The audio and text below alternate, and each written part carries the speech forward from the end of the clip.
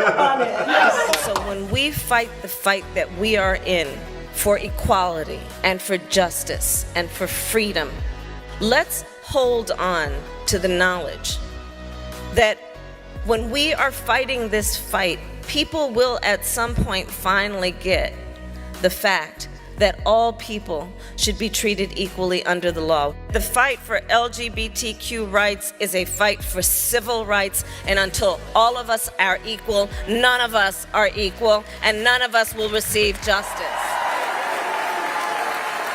And we who believe in reproductive freedom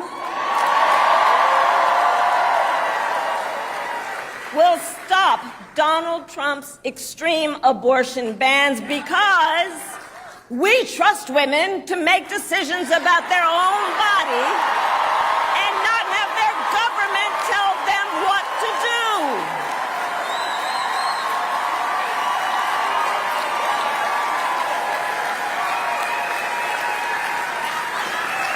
And when Congress passes a law to restore reproductive freedoms as President of the United States, I will sign it into law. I also expressed with the Prime Minister my serious concern about the scale of human suffering in Gaza, including the death of far too many innocent civilians. And I made clear my serious concern about the dire humanitarian situation there, with over 2 million people facing high levels of food insecurity, and 500,000 people facing catastrophic levels of acute food insecurity. What has happened in Gaza over the past 9 months is devastating.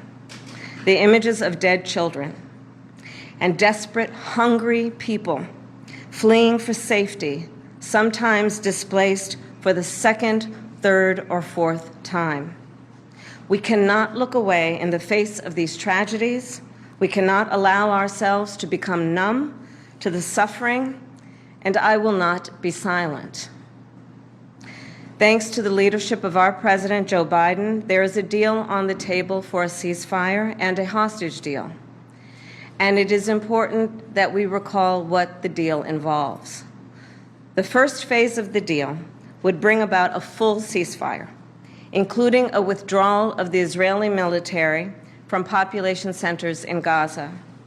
In the second phase, the Israeli military would withdraw from Gaza entirely, and it would lead to a permanent end to the hostilities.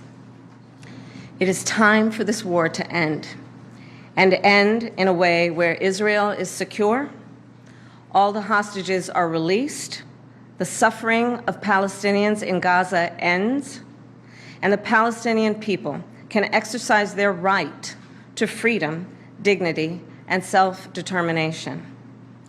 There has been hopeful movement in the talks to secure an agreement on this deal. And as I just told Prime Minister Netanyahu, it is time to get this deal done. So to everyone who has been calling for a ceasefire, and to everyone who yearns for peace, I see you and I hear you. Let's get the deal done so we can get a ceasefire to end the war. Let's bring the hostages home, and let's provide much-needed relief to the Palestinian people. And ultimately, I remain committed to a path forward that can lead to a two-state solution.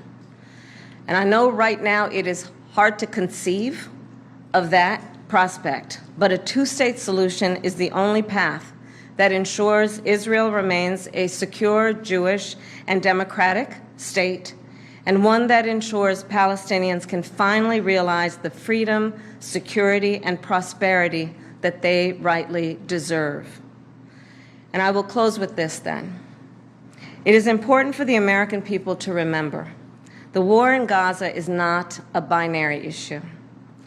However, too often the conversation is binary, when the reality is anything but. So I ask my fellow Americans to help encourage efforts to acknowledge the complexity, the nuance, and the history of the region.